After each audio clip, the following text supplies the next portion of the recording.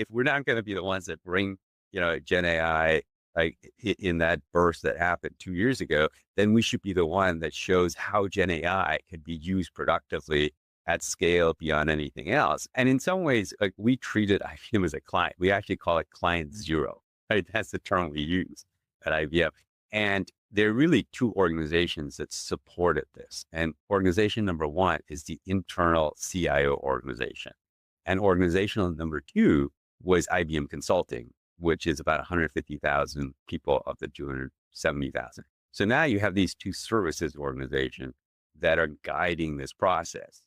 But inside the core of the company, you have, the leadership, all the leadership structure.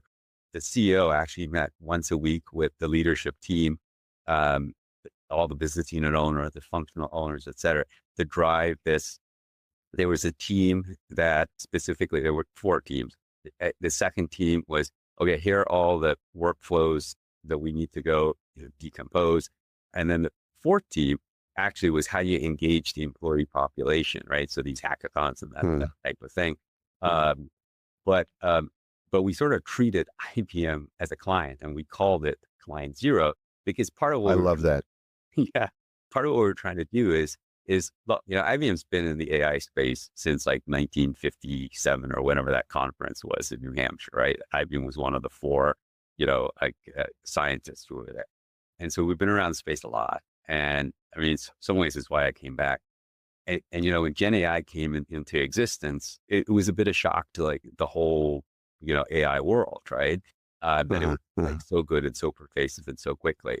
So, from our CEO's perspective, who's very much a technologist, he's like personally like leading our quantum charge, right?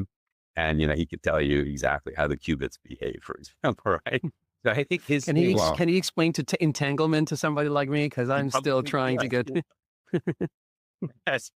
But look, if we're not going to be the ones that bring, Gen AI, like in that burst that happened 2 years ago, then we should be the one that shows how Gen AI can be used productively at scale beyond anything else. And I think with the 3.5 billion of costs that we've removed from, our $20 billion spend, which is only a part of the company, which is 16.5%, which is actually pretty amazing. Like this is probably the largest scale application of this technology in existence. And so I think this was really important to him. This was really important to the leadership. So you're right. I mean, this is a little bit different than what we see at clients, but we had to create a playbook out of it.